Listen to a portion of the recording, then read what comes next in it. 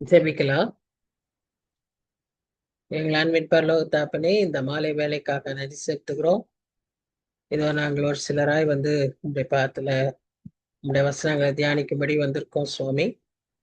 எங்களை ஆசீர்வதிங்க, எங்களுக்கு உதவி செய்யுங்க, எங்களை தகுதிப்படுத்துங்க.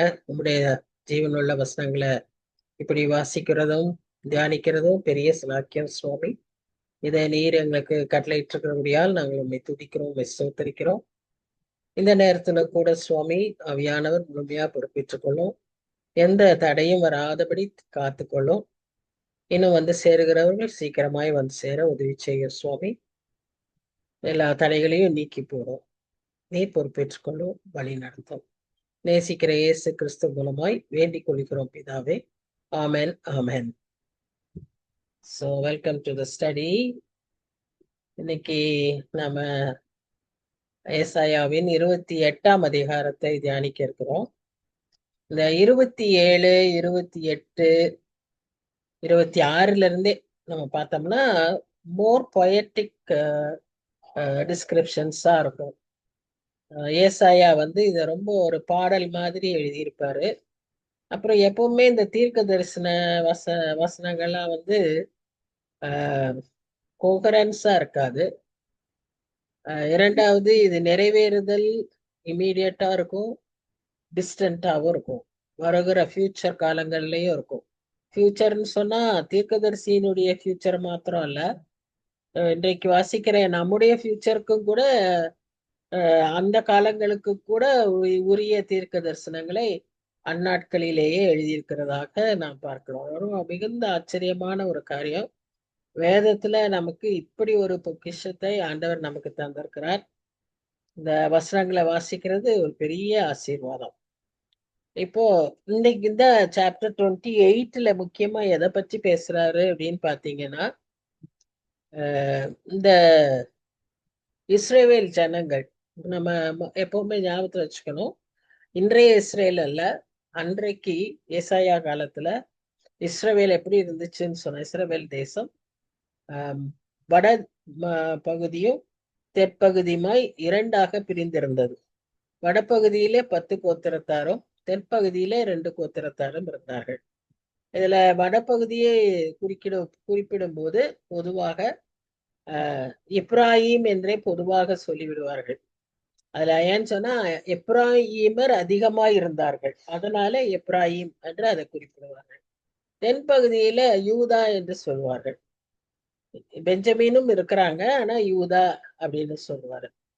ஆக இப்படித்தான் அந்த இது. வடபகுதிக்கு சமாரியா வந்து கேபிட்டல் சிட்டி, தென் பகுதிக்கு எருசலேம் வந்து கேபிட்டல் சிட்டி. எருசலேமுக்கு ஜாயன் என்ற பெயரும் உண்டு. இப்போ இந்த அதிகாரத்துல அவர் குறிப்பா எதை பற்றி பேசுகிறாருன்னு பாத்தீங்கன்னா, இந்த இஸ்ரேல் தேசத்துக்கு வர இருக்கிற நியாய தீர்ப்பை குறித்து அவர் எச்சரிக்கிறார். அந்த 2 பகுதியில் உள்ள மக்களுக்குமே ஒரே பொதுவான ஒரு எச்சரிப்பாய் என்ன சொல்றாருன்னு சொன்னா, அவர்களுடைய பாவ நிலைமையை எடுத்து கூறி, இதன் காரணமாகத்தான் இந்த தண்டனை அல்லது இந்த நியாய தீர்ப்பு என்று அவர் உரைக்கிறதாக பார்க்கிறோம். குறிப்பாக இந்த அதிகாரத்துல 2 பாவங்களை பேசுகிறார். ஒன்று குடி, ட்ரங்கன்னஸ், மதுவினால் குடித்து போதையாகி வெறித்தனமாயிருக்கிற ஒரு காரியம். இரண்டாவதாக பொய்கள் நிறைய சொல்லுகிற ஒரு மாய்மாலமான வாழ்க்கை. சோ இந்த இரண்டையும் குறிப்பாக இந்த பாவங்களுக்கான தண்டனைகளை அவர் சொல்வதை பார்க்கிறோம். இதுக்கு நடுவுல ஒரு முக்கியமான ஒரு செய்தியும் அதுல சொல்றாரு. அது வந்து என்னன்னு சொல்லி பாத்தீங்கன்னா, இயேசு கிறிஸ்துவும் எப்படி அவர் ஒரு வாக்குத்தத்தம் பண்ணப்பட்ட ஒரு மூலைக்கல், சோதிக்கப்பட்ட ஒரு ப்ரெஷியஸ் கார்னர் ஸ்டோன் அப்படின்னு சொல்லி அந்த தீர்க்க தரிசனத்தை ஏசாயாவே சொல்லியிருக்கிறார். இது ஒரு ஆச்சரியமான காரியம். நம்ம வந்து இத பத்தி எங்க வாசிக்கிறோம்னா, பேதுருவின் நிருபத்துல நாம வாசிக்கிறோம். பேதுருவுடைய நிருபத்துல பார்த்தீங்கன்னா பேதுரு அங்கு சொல்வதாக நம்ம பார்க்கிறோம். ஆனா அதை இங்கேயே ஏசாயாவே அதை சொல்லுவதாக இந்த அதிகாரத்தில் மூலமாக நாம் புரிந்து கொள்கிறோம். அடுத்தது இந்த மூன்றாவது பகுதி இந்த அதிகாரத்துல எதை பற்றி இருக்குன்னு சொன்னா, அது வந்து ஒரு விவசாயியையும் கடவுளையும் ஒப்பிட்டு ஒரு ஓமானமாய் சொல்லுவதாக நாம் பார்க்கிறோம். அதான் ஒரு ஒரு எதுவுமே வந்து ஒரு கோர்வையா இருக்காது. ஆனா அதுல ஒரு ஒரு செய்தி இருக்கும். அது போல நம்ம அப்படிதான் எடுத்துக்கிட்டு படிச்சுக்கிட்டே போகணும். ஒரு தொடர்ச்சியா ஏதோ நாவல் வாசிக்கிற மாதிரி எல்லாம் இந்த தீர்க்க தரிசனங்கள் இருக்காது. சோ ஃபர்ஸ்ட் முதல் 4 வசனங்களை பார்க்கும்போது இதுல நம்ம என்ன பார்க்கிறோம்னா, எப்பிராயீமுடைய வெறியரின் பெருமையான கிரீடத்துக்கு ஐயோ. எப்பிராயீம் சொன்னா வடபகுதி, நான் ஏற்கனவே சொன்னேன். அதுல வெறியரின் எதினால் வெறியானார்கள்? மதுபானத்தினால் வெறியானவர்கள்.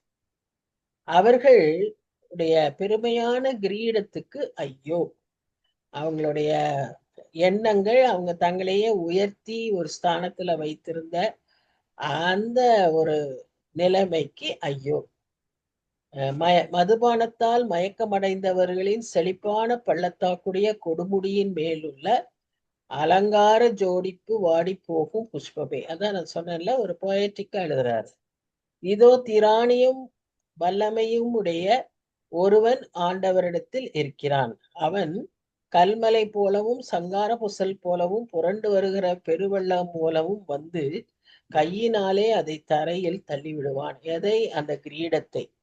அந்த கிரீடம்னா என்ன? லிட்ரலா ஒரு கிரவுன் கிடையாது. தேர் பிரைடு. அவங்களா பெருமையா கர்வமா தங்களை பற்றி யோசித்து கொண்டிருக்கிற ஒரு நிலைமை. அதைத்தான் அவர்கள் அங்கு சொல்வதாக நாம் பார்க்கிறோம். அது வந்து எப்படி வரும்னு என்னென்ன விதத்துல வருதுன்னு பாருங்க. கல்மழை, சங்கார புசல், புரண்டு வருகிற பெருவெள்ளம். இன்னைக்கு வீடியோஸ் நம்ம இன்னைக்கு நடக்கிற மழை, அங்க இருக்கிற இதெல்லாம் பார்த்தா எக்ஸாக்டா இந்த வார்த்தைகளின் படியாகவே அது வருகிறதையும் நடக்கிறதையும் நாம் பார்க்கிறோம். அவ்விதமாக வந்து எல்லாவற்றையும் ஒன்றுமில்லாமல் ஆக்கிவிடும், தரைமட்டமாக்கிவிடும் என்று சொல்லி பார்க்கிறோம். அவங்களுடைய பெருமையான கிரீடம் காலால் மிதித்து போடப்படும். ரெண்டையுமே நம்ம யோசிச்சுக்கிட்டே இருக்கணும். Literal meaning also as well as அந்த inside. What does they say, what is it signifies. அதாவது அவங்களுடைய அந்த மனப்போக்கு, தாங்க தான் பெரியவங்க, தாங்க தான் மோஸ்ட் ப்ரிவிலேஜ்டு, அப்படி இப்படின்னு அவங்களா தங்களை நினைச்சுக்கிறாங்க இல்லையா, அந்த நிலைமை. அடுத்து செழிப்பான பள்ளத்தாக்குடைய கொடுமுடியின் மேலுள்ள அலங்கார ஜோடிப்பாகிய வாடிய புஷ்பம் பருவ காலத்துக்கு முன் பழுத்ததும் காண்கிறவன் பார்த்து அது தன் கையில் இருக்கும் போதே விழுங்குகிறதுமான முதல் கனியை போல இருக்கும். சரி, இது என்ன சொல்லுது அப்படின்னு சொல்லி பார்த்தா, நம்ம இத பார்க்கிறோம். இந்த குடியினாலே வெறித்தவர்களை பற்றி இந்த அதிகாரத்துல பேசுறத பார்க்கிறோம். வேதத்துல இப்படி ஒரு அதிகாரத்திலேயே நிறைய வசனங்களை இந்த மாதிரி குடி வெறித்தனத்துக்கு பேசியதாக நாம் அதிகம் பார்த்ததில்லை. ஆனா இங்க சில வசனங்களை பார்க்கிறோம். நீதிமொழிகள் 23ஆம் அதிகாரம் 29 to 35 வசனங்கள், குறைந்தது 6-7 வசனங்கள் இந்த குடியினாலே மதுபானத்தினாலே ஏற்படக்கூடிய முட்டாள்தனங்கள், ஃபாலி ஆஃப் ட்ரங்கன்னஸ், அதை குறித்து அங்க வாசிக்கிறோம். அது எல்லாத்தையும் நமக்கு நேரம் இல்லை. ஆனா இந்த வேதத்துல இவ்வளவு காரியங்கள், இவ்வளவு வசனங்கள் இதை குறித்து இருக்குன்றத நம்ம பார்க்கிறோம். எபேசியர் 5:18 அதுல என்ன சொல்றதுன்னா, இந்த மதுபான வெறியில நாம என்ன சொல்றோம், என்னவா வெறி கொள்ளாமல் ஆவிக்குரிய விதத்துல நாம் நிரப்பப்பட வேண்டும். மதுபானத்தினாலே நிரப்பி அதனால வெறித்தனம் வராம ஆவியினாலே நாம் நிரப்பப்பட வேண்டும் என்று அது சொல்லுகிறதாக பார்க்கிறோம். இன்னும் ரோமர் 13, 1 கொரிந்தியர் 5, 6, 11, கலாத்தியர் 5, 1 பேதுரு 4ஆம் அதிகாரம், இது எல்லாவற்றிலுமே நம்ம இந்த குடியினால் ஏற்படுகிற அந்த வெறித்தனத்தை குறித்து நாம் வாசிக்கிறோம்.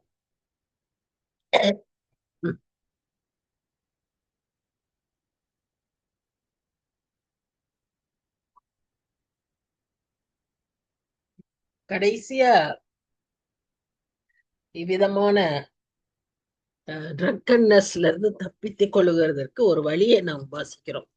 அது என்னன்னு பாத்தீங்கன்னா, லூக்கா 21, 34 36 வசனங்கள்.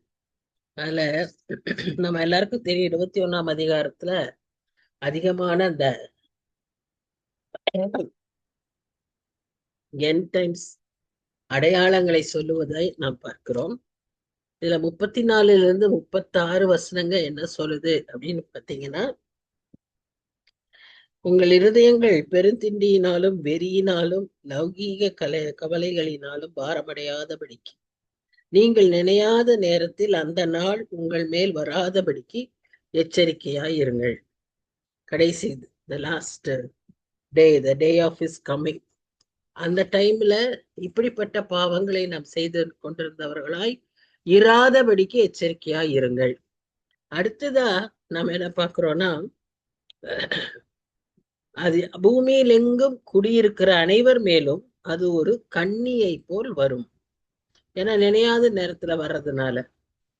அடுத்ததா இதுக்கெல்லாம் தப்பித்து கொள்ள மனுஷகுமாரனுக்கு முன்பாக பாத்திரவான்களாக நிற்பதற்கு நாம் என்ன செய்யணுமா, எப்பொழுதும் ஜெபம் பண்ணி விழித்திருங்கள் அப்படின்னு சொல்லி அதுல சொல்லப்பட்டிருக்கிறதாக நாம் பார்க்கிறோம்.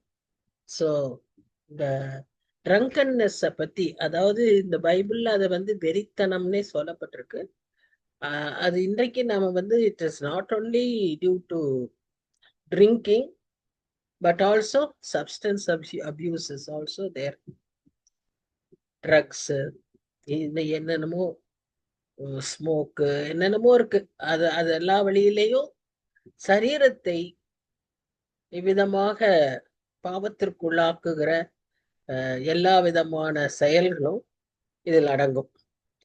அதுக்கு கர்த்தருடைய நியாயத்தீர்ப்பு நிச்சயமாய் உண்டு என்பதை இந்த அதிகாரத்துல ரொம்ப கிளியரா சொல்றாங்க. இதுல முக்கியமா இன்னொரு காரியத்தையும் பார்க்கிறோம். என்னன்னா, இந்த மாதிரி தவறுகள் எல்லாம் செய்யக்கூடியவர்களுக்கு பேசிக்கா என்ன ஒரு பாவம் அப்படி அவர்களை கொண்டு போய் விடும் என்றால் அவர்களுடைய பெருமை. அது எப்படின்னா, இந்த பெருமை என்ன செய்யுமா, கீழ்ப்படிய விடாதாம், தாழ்ந்து போக விடாது, விட்டு கொடுக்க விடாது, அடுத்தவனை ஏற்றுக்கொள்ள விடாது, தோல்வியை சந்திக்க முடியாது. இதனாலதான் அதனுடைய எல்லா விதத்திலிருந்த வெளிப்பாடு எப்படின்னா, either they go to drugs or they go to drinking habit, and finally it becomes a very violent rebellious attitude, a character. அது it may lead to killing themselves or killing others. அப்படிதான் it results. So that is what is பேசிக்கா என்னன்னா, the pride.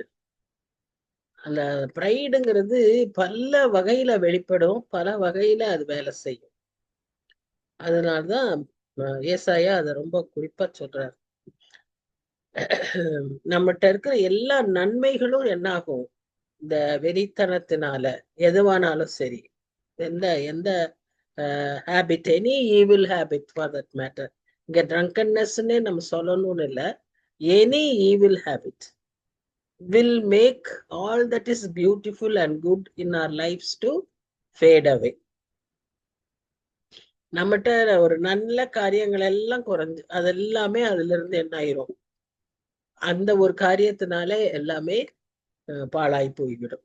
எப்படி ஒரு தைல குப்பியில ஒரு சின்ன ஈ விழுந்தா அது எப்படி அந்த தைலம் முழுசும் வேஸ்டா போகுமோ, ஒரு நல்ல வாழ்க்கையில இப்படி ஒரு சில காரியங்கள் இருக்கிறதுனால அந்த நல்ல காரியங்கள் எல்லாமே அழிந்து போகிடக் கூடும் அப்படிங்கிறது தான் அவங்க சொல்றது.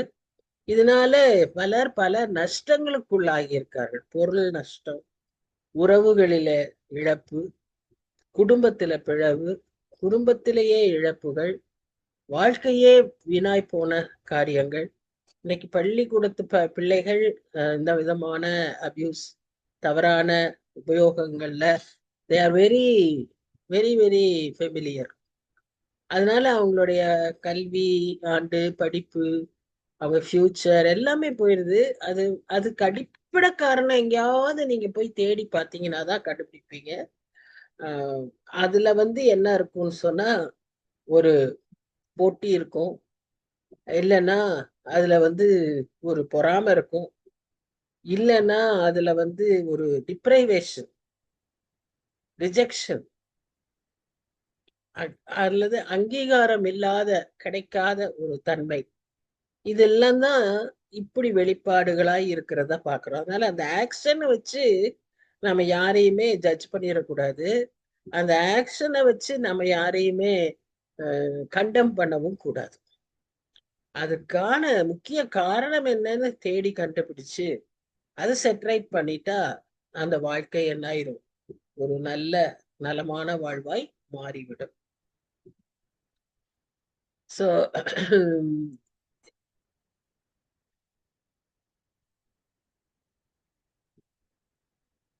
இன்னொன்னு முக்கியமான இன்னைக்கு இருக்கிற இன்னொரு சமுதாயத்துல இருக்கிற ஒரு பெரிய காரணம் என்ன சொன்னா, இன்னைக்கு இருக்கிற வாலிப பிள்ளைகளுக்கு மத்தியில எந்த எதை எடுத்தாலுமே whatever maybe their pursuit, எதை அவங்க ஃபாலோ பண்றாங்களோ, தேடுறாங்களோ, கல்வியோ, எதுனாலும் விளையாட்டோ, என்ன அவங்க வாழ்க்கையில இது பண்ணாலும் வேலை, சக்சஸ், பிசினஸ் எதுவா இருந்தாலும் they should be get immediate results.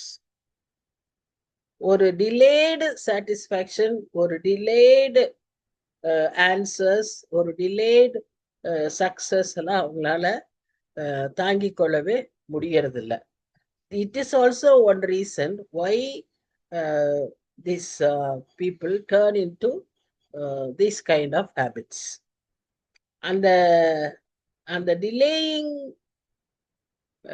கிரேட்டிஃபிகேஷன் அத வந்து தே ஷுட் அக்செப்ட். அது வந்து அவங்களுக்கு ரொம்ப கஷ்டம். அது ஆனா ரொம்ப அது வந்து இம்பார்ட்டன்ட்.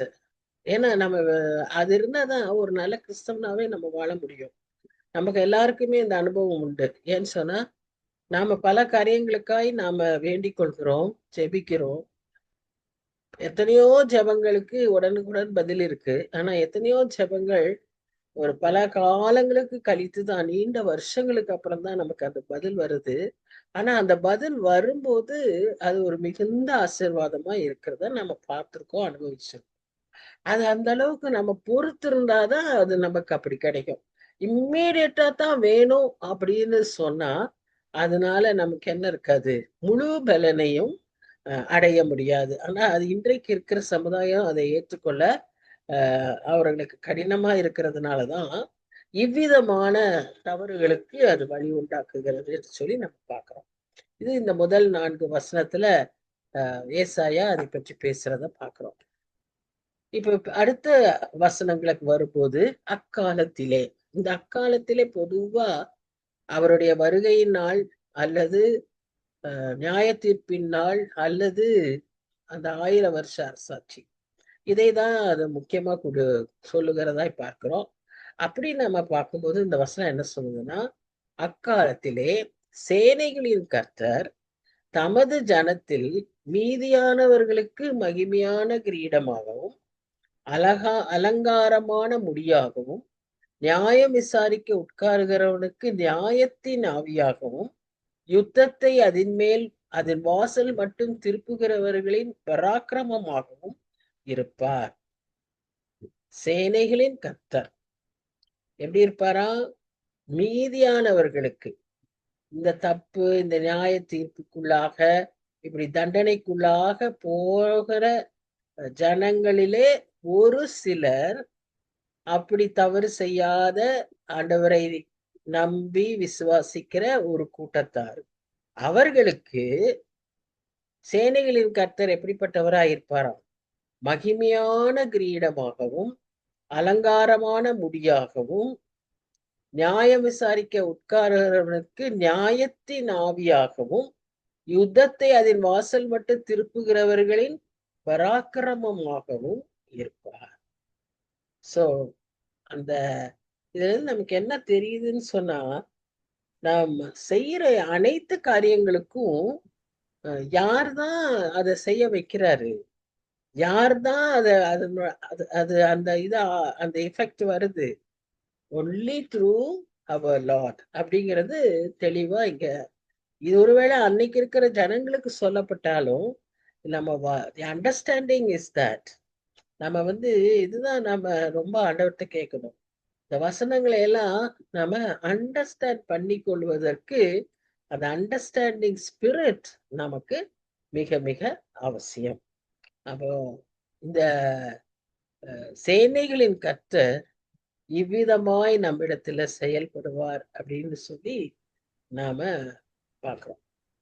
நாம ஒருவேளை இந்த பாவங்களினால இந்த இது இந்த விதமான தண்டனையினால இந்த மகிமையை இழந்திருந்தாலும், when we turn to God, God is willing to give us the glory, return that glory. அதுதான் நாம பார்க்கிறோம். அந்த கொஞ்ச ஜனங்கள், மீதியான ஜனங்களுக்கு அவர் அலங்காரமாகவும் மகிமையாகவும் பார்க்கிறோம் இல்லையா? when we have committed a sin, we lose all our speciality, all our privileges. அப்ப நமக்குரிய மகிமை, நமக்கு இருக்கிற கனம் எல்லாவற்றையும் நம்ம இழந்துருவோம். ஆனா when we repent and turn to God, God is immediately willing to glorify us again. திரும்ப நமக்கு அதை தருகிற அதற்கு உண்மை உள்ளவராய் இருக்கிறார். ஆனா நம்ம அதை இழந்து பாவம் செய்யும் போது அவ்வளவையும் நாம் இழந்து விடுகிறோம். ரோமர் 3ஆம் அதிகாரத்துல நாம வாசிப்போம், எல்லாரும் பாவம் செய்து தேவ மகிமை அற்றவர்களாகி விட்டோம். நமக்கு இருந்த மகிமை எல்லாம் போயிரும். நமக்கு ஒரு பெரிய பிளேஸ் வச்சிருந்தாரு, நமக்கு ஒரு பெரிய கனத்தை வச்சிருந்தாரு, நமக்கு ஒரு பெரிய மகிமையை கொடுத்திருந்தார். ஆனா அது எல்லாவற்றையும் நாம என்ன செஞ்சிருவோம்? பாவம் செய்யறப்ப இழந்துருவோம். நம்ம ஆண்டவர்கிட்ட திரும்பும் போது அது எல்லாவற்றையும் நமக்கு திரும்ப கொடுக்கிற தேவன். God is a God who restores. சில வசனங்கள்ல நம்ம வாசிக்கிறோம், ரெண்டத்தனையாய் பலன் தருவார். ஒரு தடவை இல்ல, ரெண்டத்தனையாய் பலன் தருகிற தேவன். So God knows to whom what to give, how to give, when to give, how much to give, எல்லாமே அவருக்கு தெரியும். So we have to simply depend on God. God will take care of us. இப்ப 7:8 என்ன வாசிக்கிறோம்னா, ஜனங்க தான் திராட்சரசத்தினால மயங்கி வழி தப்பி போனாங்கன்னு இல்லை. மதுபானம் ஒருத்தனுடைய ஸ்டெபிலிட்டியே டிஸ்டர்ப் பண்ணும். Drunkenness will disturb the balance of the individual. அதனால அவங்க நடையே ஸ்டாகரிங்கா இருக்கும், எங்கேயாவது விழுந்துருவாங்க, விழுந்து அப்படியே கிடப்பாங்க, இன்சென்சிட்டிவா கிடப்பாங்க. இதெல்லாம் வெரி காமன் சைட்டு. ஆனா இது ஜனங்க தான் செய்யறாங்கன்னு இல்ல. இங்க என்ன பாக்குறோம்னா, ஆசாரியனும் தீர்க்கதரிசியும். இதனாலதான் சேனைகளின் கர்த்தர் பயங்கர கோபத்துல அவர் தன்னுடைய ஜட்ஜ்மெண்ட்ட சொல்றார். இவங்க எல்லாம் யாரு? விசேஷித்த called people. They are people who have been called for a sacred purpose. ஆசாரியனும் தீர்க்கதரிசியும். one who is to foretell and foretell. ஆசாரியன் one who has to sacrifice, lay sacrifice for the people and teach the people what is right and what is wrong.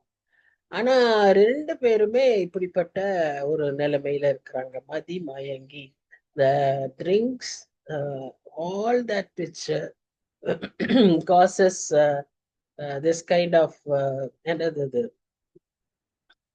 ஒரு stupor will actually affect the mind. மைண்டை பத்தி போன ஸ்டடியிலே பார்த்தோம். How important mind is and how it is very essential that we have to submit our mind and surrender our minds. அந்த மைண்ட அது என்ன செய்யும்னா மதி மயக்கும்.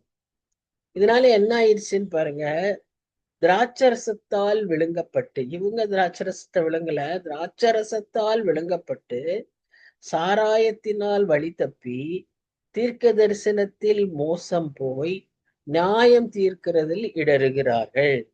இவங்களுக்கு அந்த டியூட்டிஸ் உண்டு இல்லையா, they have their own duties in the community.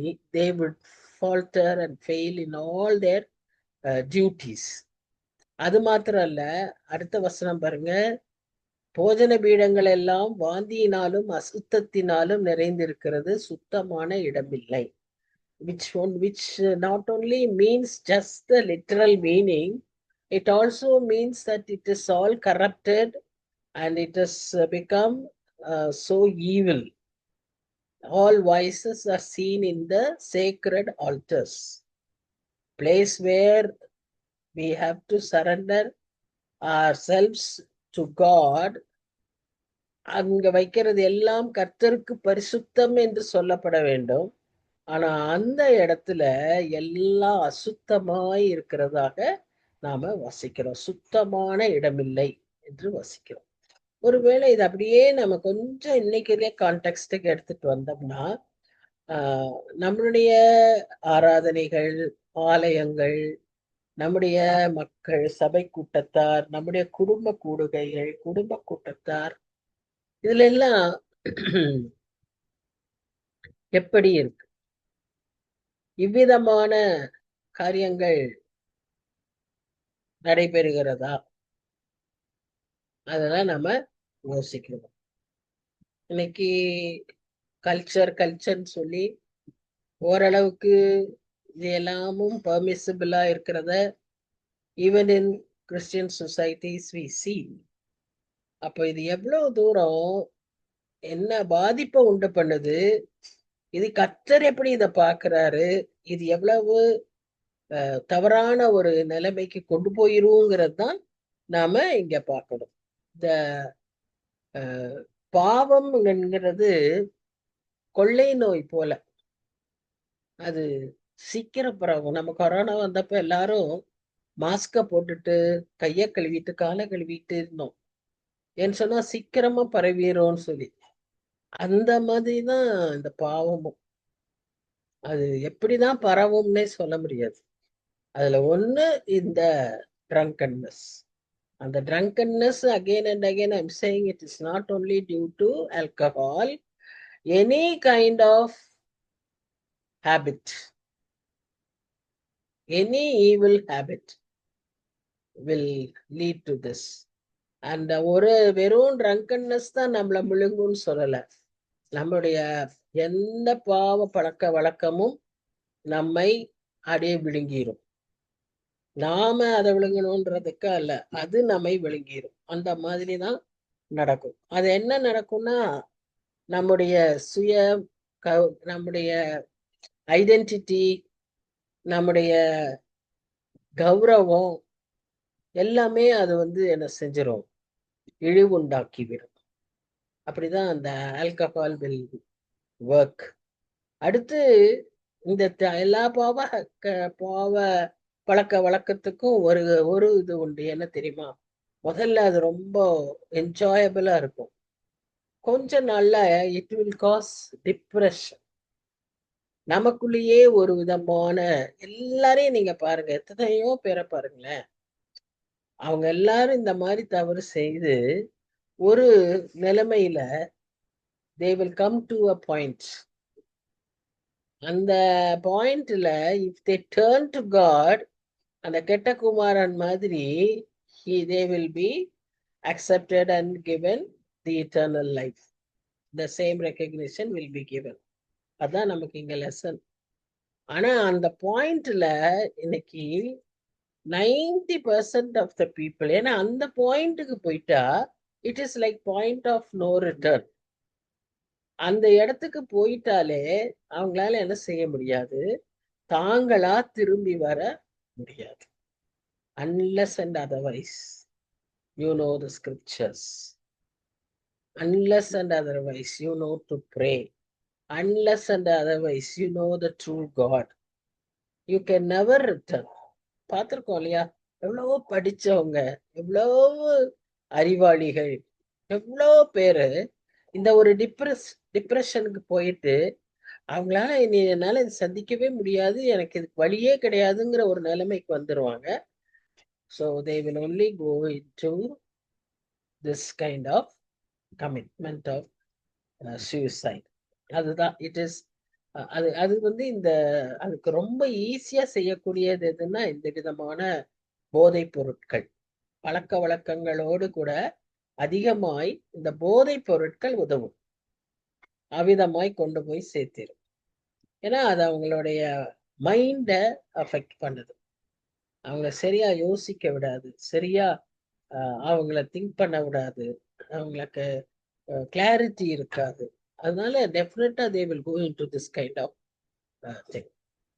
அப்போ கர்த்தர் யாருக்கு அறிவை போதிப்பார், யாருக்கு உபதேசத்தை உணர்த்துவார்? பால் மறந்தவர்களுக்கும் மறக்க பண்ணப்பட்டவர்களுக்குமே. அதாவது to a certain extent only people who are innocent, in the sense people who are innocent of all this type of sins, அவர்களுக்கு தான் சொன்னா போதித்தா ஏறும், இல்லைன்னா வேற யாருக்கும் ஏறாது. கற்பனையின் மேல் கற்பனையும், கற்பனையின் மேல் கற்பனையும், பிரமாணத்தின் மேல் பிரமாணமும், பிரமாணத்தின் மேல் பிரமாணமும், இங்கே கொஞ்சமும் அங்கே கொஞ்சமுமாம் என்கிறார்கள். இந்த 10ஆம் வசனம் வந்து அது இது யார பற்றி பேசுதுன்னு சொன்னா அந்த பீப்புள, இந்த ஹேபிட்ஸ் எல்லாம் இருக்கிற people. when you talk of God's love, God's commandments, இது தப்பு அப்படின்லாம் when you talk sense to them, அவங்க என்ன சொல்லுவாங்கன்னா இப்படித்தான் அவங்களுடைய பேச்சு இருக்கு, அவங்க சொல்றதெல்லாம் இப்படிதான் இருக்கு, ஒண்ணு மேல ஒண்ணு, கற்பனைக்கு மேல கற்பனை, பிரமாணத்துக்கு மேல பிரமாணம், ஐயோ தாங்க முடியலையே அப்படின்லாம் சொல்றாங்கல்ல சில யங்ஸ்டர்ஸ் பேசும்போது. வேற ஏதாவது சொல்ல மாட்டீங்களா, எப்ப பாரு இதே பேசுறீங்களே அப்படிலாம் சொல்றாங்கல்ல. அது காரணம் they think it is too much for them, over burden for them. அப்படிதான் அவங்களுக்கு இருக்கும். ஆனா அவங்களுக்கு போய் இவர் பேச முடியாது இல்லையா? அதனால்தான் சொல்றாரு, அப்படி சின்ன குழந்தைகளை போல இருக்கிறவங்களுக்கு தான் அதை நாம சொல்ல முடியும், அறிவை போதிக்க முடியும். இப்படிப்பட்டவங்களுக்கு it is very difficult because they think it is all it's just like this, here a little, there a little, line upon line, precept upon precept. இப்படி இந்த மாதிரி நாம we are so sophisticated. நீங்க எல்லாம் ரொம்ப old people, old school of thoughts. இன்னைக்கு உலகம் எப்படி நடக்குது, எப்படி இப்படி எல்லாம் இன்னைக்கு இருக்கிறாங்க, வாழ்றாங்க, இன்னைக்கு போய் இந்த மாதிரி சில காரியங்களை எல்லாம் சொல்லிட்டு இருக்கீங்களே, இதெல்லாம் வந்து எங்களுக்கு ஃபிட்டினே ஆகாதே அப்படின்னு சொல்லக்கூடிய நிலைமை. இன்னும் ஏதாவது இன்னும் கொஞ்சம் பிரசங்கங்களே அப்படித்தானே பேசுறாங்க. ஃபீட்பேக்ஸ் பாத்தீங்கன்னா பிரசங்கங்கள்லயே அப்படிதான் சொல்றாங்க. இன்னும் நீங்க எப்ப பாரு இதுதான் சொல்றீங்க, பாவம், மன்னிப்பு, ரட்சிப்பு, இதுதான் சொல்றீங்க. இன்னும் கொஞ்சம் வேற மாதிரி சொல்லுங்க, அட்ராக்டிவா சொல்லுங்க. அது இன்னும் என்ன எத்தனை ஆசீர்வாதங்களை வச்சிருக்கிறாரு, எவ்வளவு இதெல்லாம், அதுக்கான வழிகளை சொல்லுங்க, அதை எப்படி பெற்றுக்கொள்றதுன்னு சொல்லுங்க. ஏன் அதுக்கு அது ஈவன் ஸ்பிரிச்சுவலாவே வரங்களை பெற்றுக்கொள்றது, அது அற்புதங்களை செய்யறது எப்படின்னு சொல்லுங்க. இதையே சொல்லாதீங்க அப்படின்னு சொல்லுவாங்க. ஏன்னா இது அவங்களுக்கு தெரியாது, இது அவங்களுக்கு வேண்டாம், இது அவங்களுக்கு வேண்டவே வேண்டாம், அதுதான் வேணும் அப்படிங்கிற நிலைமை தான் இன்னைக்கு இருக்கு. அன்றைக்கும் அப்படி இருந்திருக்கு. ஸோ ஆனா when the word of God is presented, it should be properly presented. And when it is properly presented, it will suit a simple person. It will be ideal for an immature person. It will also be ideal for a very old, mature person. Old not by age, mature person, spiritually. Simple person, immature person, mature person. ஒரே பிரசங்கம் தான். அந்த பிரசங்கமே போதும். அந்த போதனையே 3 குரூப்புக்கும் target ஆக முடியும். ஆனா ப்ராப்பரா பிரசன்ட் ஆகணும். இதுல யாராவது ஒருத்தரை பிளேஸ் பண்றதுக்காக பேச ஆரம்பிச்சாங்கன்னா அது சரியான போதனை அல்ல. இது ஏன் இப்படி உங்களுக்கு கஷ்டமா இருக்கு? இந்த 3லயே இல்லாத குரூப் ஒரு குரூப் இருக்கும். அந்த குரூப்புக்கு இத எதுவுமே அதுல ஏறாது. அதை இப்படி பேசுனாங்க, அது அப்படி நின்னு பேசுனாங்க, இந்த ஸ்டைல் பண்ணாங்க, இந்த வார்த்தை யூஸ் பண்ணாங்க, இந்த தப்பு பண்ணிட்டாங்க. இது மாத்திரம்தான் அந்த பிரசங்கத்துல அவங்களுக்கு நிக்கும்.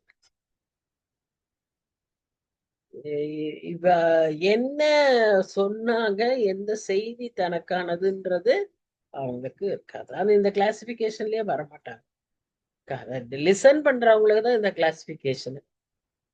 ஆனா எல்லாருக்கும் ஏற்ற மாதிரியான வசனம் தான் கர்த்தருடைய வசனம். இந்த மாதிரி இந்த ஃபோர்த் குரூப் இருக்குல்ல, எதுலயும் எல்லாத்துலயும் அவங்க அப்படியே சூப்பர்ஃபிஷியலா அப்படியே மேலோட்டமா போயிடுறாங்க இருக்காங்கல்ல, அவங்களுக்கு தான் அவர் சொல்றாரு, எப்படி பேசுவாராம், பரியாச உதடுகளினாலும் அந்நிய பாஷையினாலும் இந்த ஜனத்தோட பேசுவார். இதுவே நீங்கள் இளைத்தவனை இளைப்பார பண்ணத்தக்க இளைப்பாறுதல். இதுவே ஆறுதல் என்று அவர்களோட அவர் சொன்னாலும் கேட்க மாட்டோம் என்கிறார்கள். ஆதலால் அவர்கள் போய் பின்னிட்டு விழுந்து நொறுங்கும்படிக்கும் சிக்குண்டு பிடும்படிக்கும் கர்த்தருடைய வார்த்தை அவர்களுக்கு திரும்ப அவர் அதையே ரிப்பீட் பண்றார். கற்பனையின் மேல் கற்பனையும், கற்பனையின் மேல் கற்பனையும், பிரமாணத்தின் மேல் பிரமாணமும், பிரமாணத்தின் மேல் பிரமாணமும், இங்கே கொஞ்சமும் அங்கே கொஞ்சமுமாக இருக்கும். See, God repeats.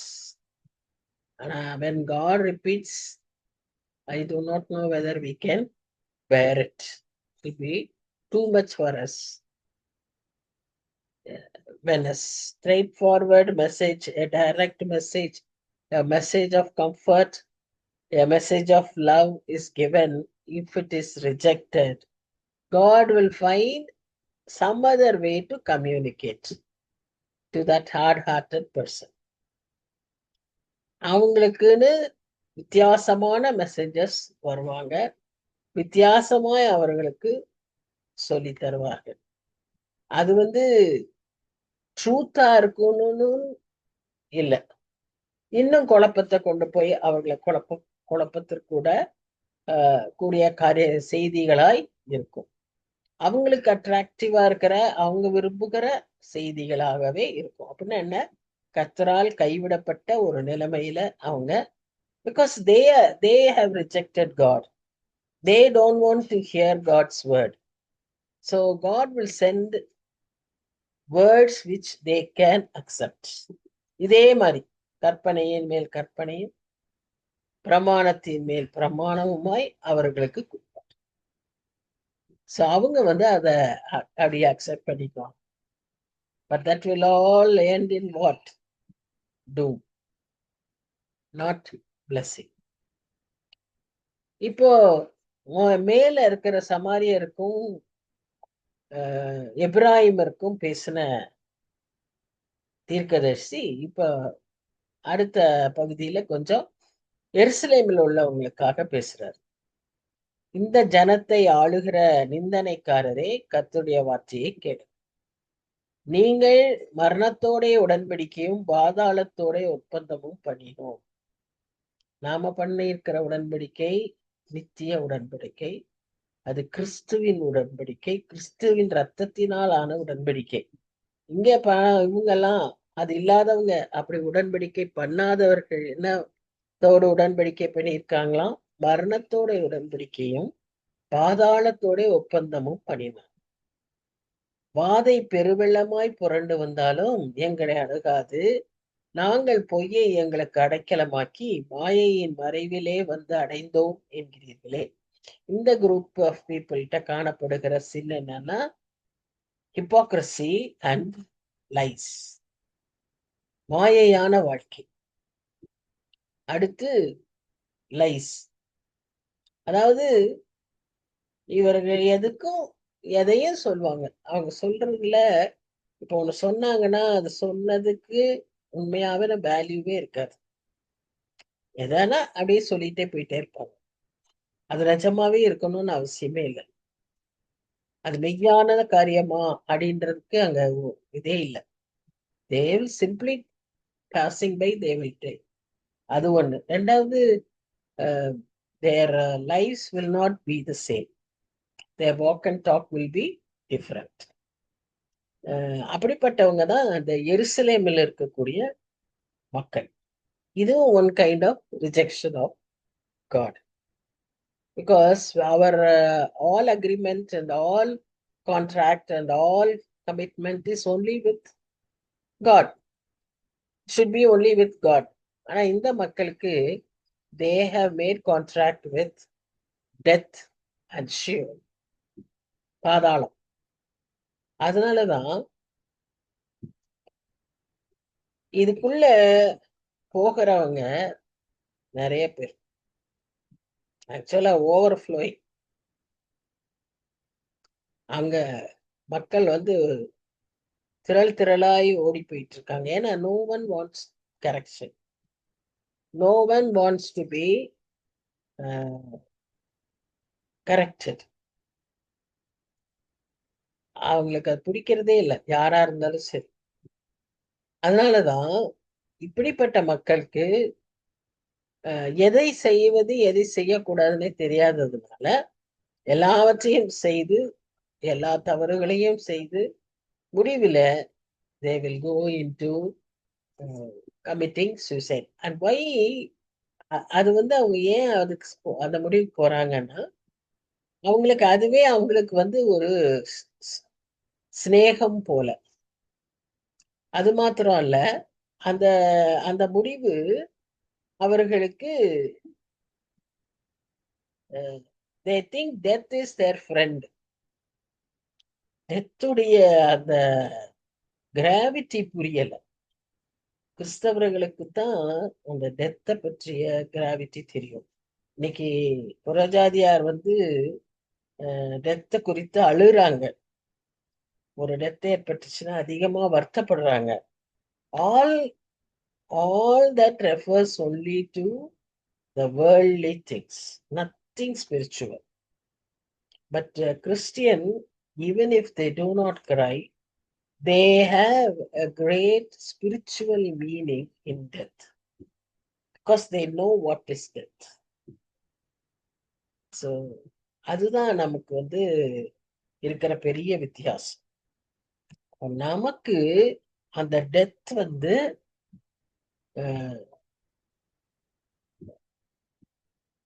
it is just a ticket to another life with God.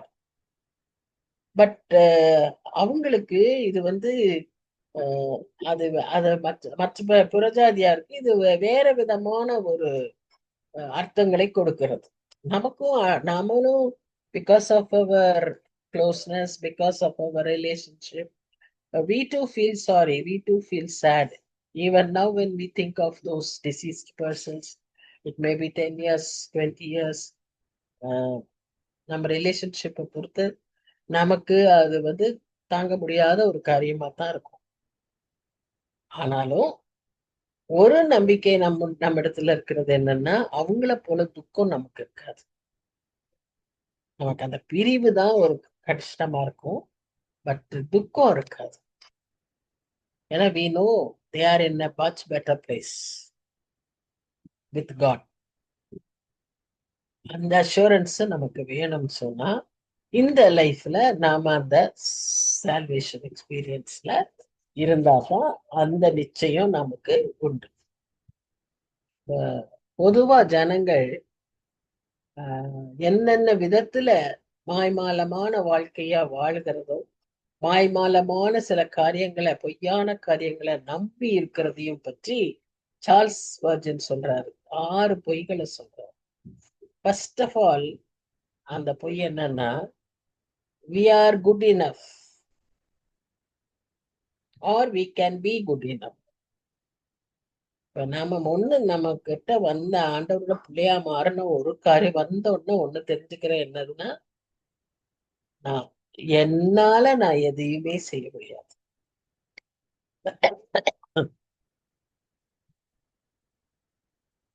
என்னால எதையுமே செய்ய முடியாது. அவராலே அன்றி என்னால் ஒன்றும் செய்ய முடியாது.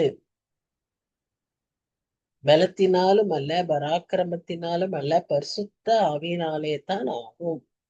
இதெல்லாம் நமக்கு இருக்கிற ஸ்ட்ராங் பிரின்சிபல்ஸ் அண்ட் கான்செப்ட்ஸ்.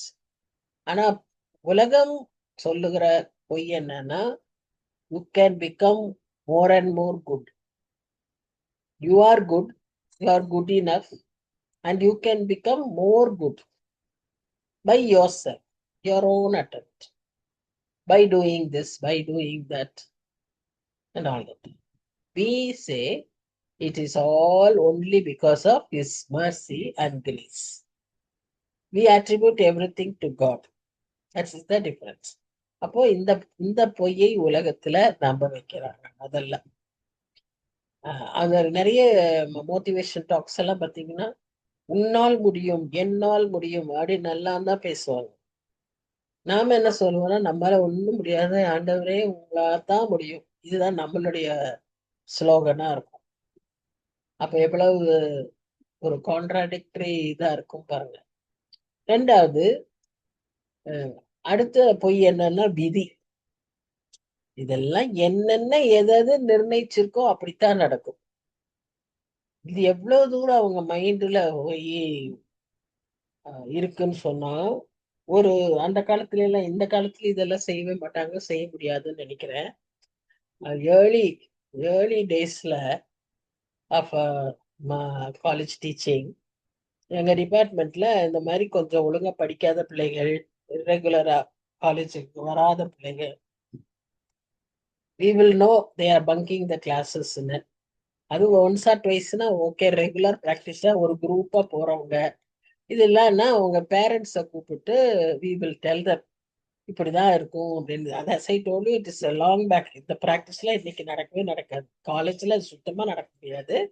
ஆனா அன்றைக்கு அப்படி நடந்தது எங்க டிபார்ட்மெண்ட்ல. நாங்க அப்படி கூப்பிட்டு செய்தோம். அப்போ ஒரு பேரண்ட் வந்து அவர் அதான் சொன்னார். அவருக்கு இதெல்லாம் ரொம்ப கஷ்டம். அவர் ஒரு பேங்க் ஆபீசரு. அவருக்கு ரொம்ப வெக்கமாயிடுச்சு, தலையில அடிச்சுக்கிட்டு பிராமின்.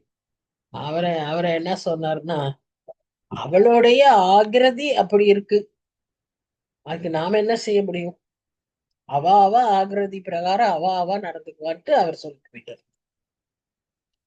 ஆகிரதின்னு சொன்னது என்னன்னு எனக்கு ரொம்ப நாளா புரியல. அப்புறம்தான் அது விதி அப்படின்றது புரிஞ்சுக்கிட்டேன். So some people they believe in the fate more than God. So whatever the fate has determined for you, that will only happen. We believe whatever is determined by God will only happen. எது better? ரெண்டுக்குமே நம்ம ஒன்றும் இல்லை. Something what is determined only will happen.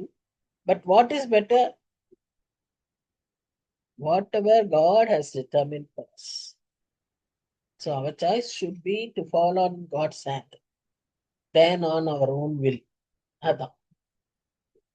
நம்ம அதனால எதுவும் செய்ய முடியாது, நம்ம எதுவும் பண்ண முடியாதுன்னு அவர் சொல்லிட்டு போயிட்டார். அப்படி அப்படி இருக்கு. அது சரியாவே இல்லை இல்லையா? அடுத்தது புதிய காரியங்களை எல்லாம் ரொம்ப விரும்புவாங்க. அந்த ரியல் ட்ரூத்தை நேசிக்காம, ட்ரூத்தை ஃபாலோ பண்ணாம, இந்த மாய்மாலக்காரங்களுக்கு they would like to have attractive, new, modern, false teachings. Even if it is false teaching, it is okay for them. Because they do not know the truth and they don't want to know the truth. அதெல்லாம் அவங்களுக்கு முக்கியம் கிடையாது. இப்படி அட்ராக்டிவா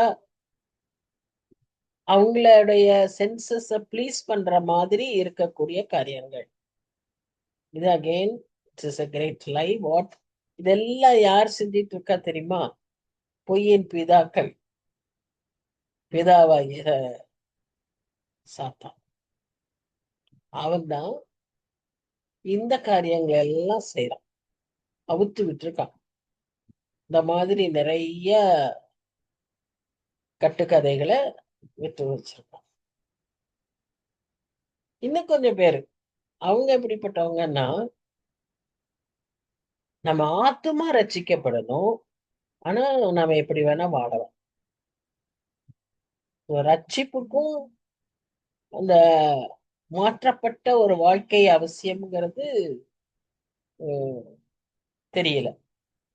ரட்சிப்புனா they should have a changed life, they should have a life that is pleasing to God அப்படிங்கிறது they do not know.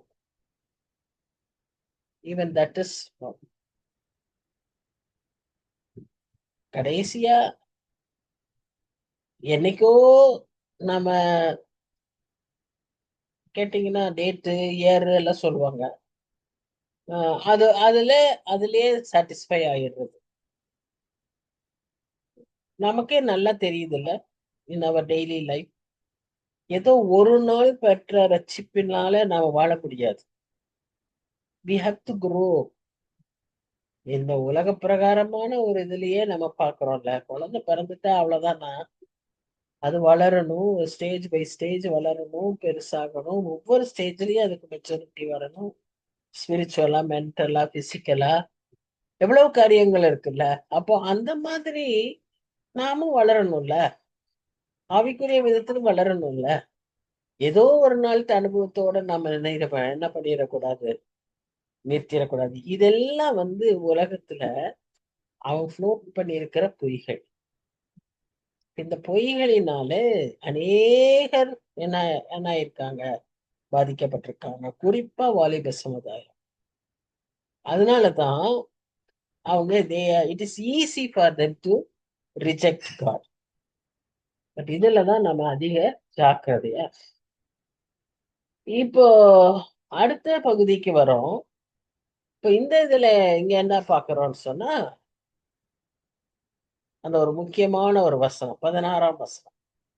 ஆதலால் கர்த்தராகிய ஆண்டவர் உரைக்கிறதாவது, ஆதலால்னா இதெல்லாம் சொல்லிட்டு எல்லாம் ஜனங்க இருக்காங்க. ஆனா கர்த்தராகிய ஆண்டவர் நான் என்ன சொல்றேன்னா, இதோ அஸ்திபாரமாக ஒரு கல்லை நான் சியோனிலே வைக்கிறேன். சியோன் என்ன, எருசலேம். அது பரீட்சிக்கப்பட்டதும் விலையேறப்பட்டதும் திட அஸ்திபாரம் உள்ளதான மூலைக்கல் ஆயிருக்கிறான். விசுவாசிக்கிறவன் பதறான். ரொம்ப முக்கியமான ஒரு வசனம். இயேசு கிறிஸ்துவை பற்றி இங்க தீர்க்க தரிசனத்தை பார்க்கிறோம். அவர் தான் மூலைக்கல். மூலைக்கல் கிறிஸ்துவே. இந்த மூலைக்கல் எப்படிப்பட்டவர்? திட அஸ்திபாரம் உள்ளவர், விலையேற பெற்றது, பரீட்சிக்கப்பட்டது, சோதிக்கப்பட்டது. இந்த கல்லை நான் வைக்கிறேன்னு கர்த்தராகிய ஆண்டவர் சொல்லுகிறார். சரி, அடுத்த வசனம் என்னன்னு பாருங்க. நியாயத்தை நூலும் நீதியை தூக்கு நூலுமாய் வைப்பேன். கார்பெண்டர்ஸ் வச்சிருப்பாங்க. பொய் என்னும் அடைக்கலத்தை கல்மலை அழித்துவிடும், மறைவிடத்தை ஜலப்பிரவாகம் அடித்துக் கொண்டு போகும்.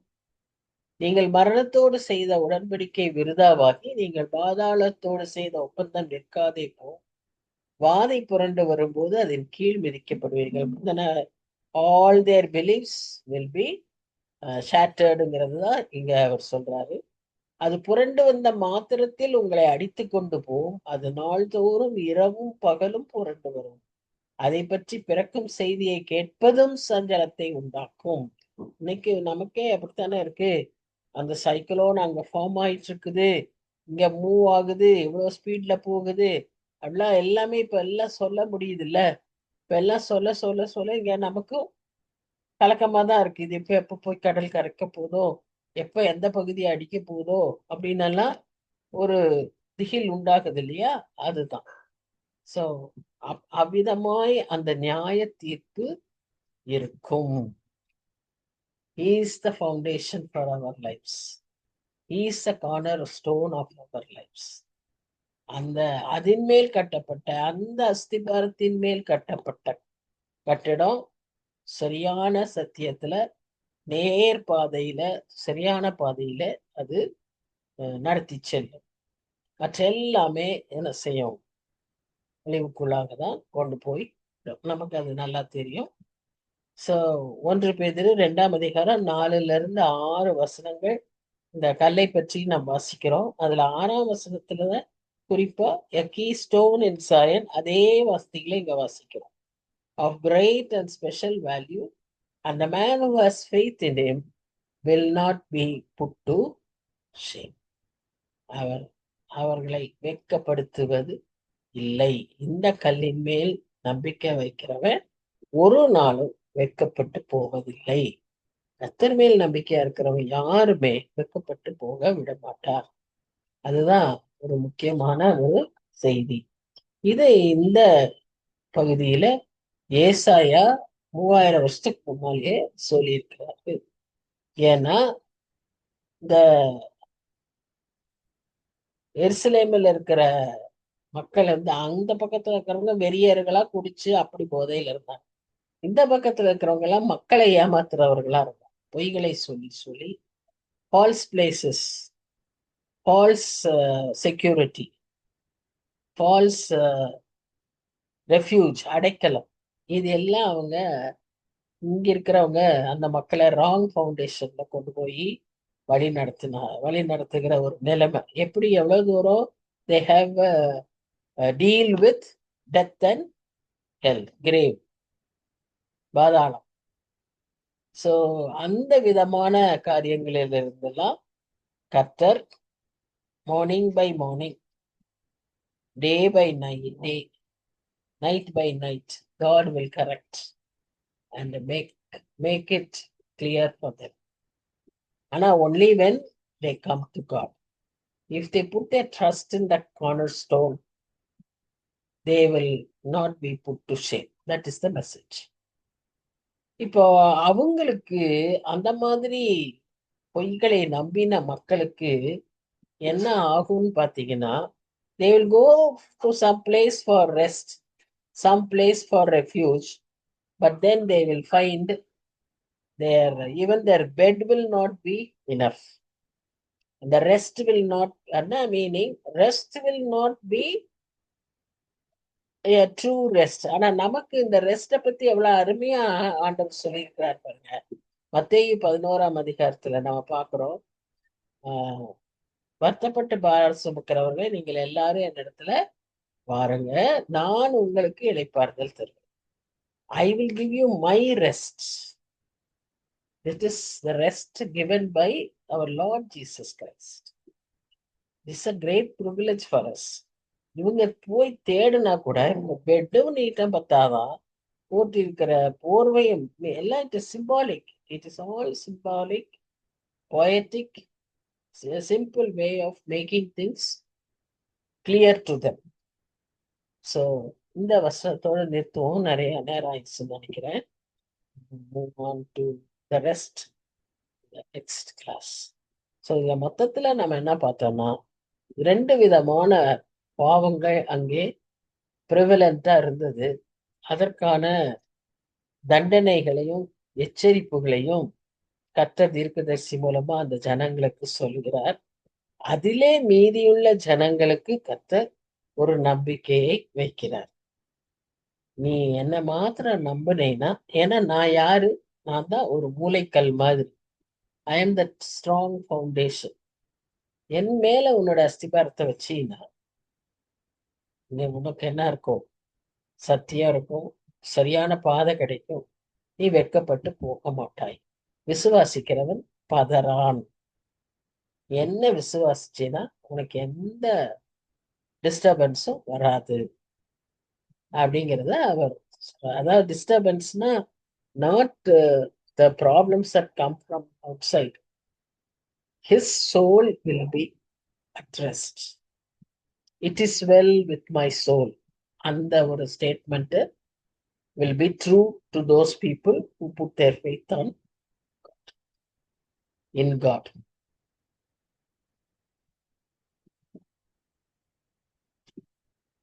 ஜெபிக்கலாம். நல்ல தகப்பனே, நன்றி செலுத்துகிறோம் சுவாமி. நல்ல நேரத்துக்காக நன்றியோடு போய் துதிக்கிறோம். இந்த வேளையிலும் நாங்க உடைய வசனங்களை தியானிக்கும்படியாய் ஆண்டவரே கொஞ்சம் பேர் வந்திருக்கிறோம். நீ மட்டுமாய் ஆவியானவர் மூலம் கற்றுக் கொடுத்த காரியங்களை நாங்க எங்க வாழ்க்கையில ஏற்றுக்கொள்ள உதவி செய்யும் சுவாமி. எங்களில் காணப்படுகிற விட முடியாத பழக்க வழக்கங்கள் ஏதாவது இருக்குமாயின் அது ஒரு சின்ன விஷயமா கூட இருக்கலாம். Can need not be a drunkenness or a drug abuse or anything like that, but even a small habit that may disturb us, that may distract us, that may bring shame to us.